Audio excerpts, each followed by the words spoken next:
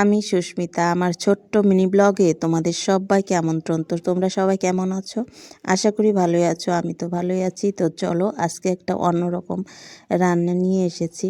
তো কি রান্না করব, প্রত্যেক দিন তো একই রকম দেখায়। তো এই যে দেখছো, এটা হচ্ছে দণ্ডকলস। এটা হচ্ছে সর্দি কাশির জন্য এই গাছটা খুবই উপকারী। তো এই গাছেরই প্রত্যেক দিন বলি যে বাটা করব, বাটা করব, বাটা করে বাটার স্বাদটা আলাদা। আর এই যে আজকে করব হচ্ছে বড়া।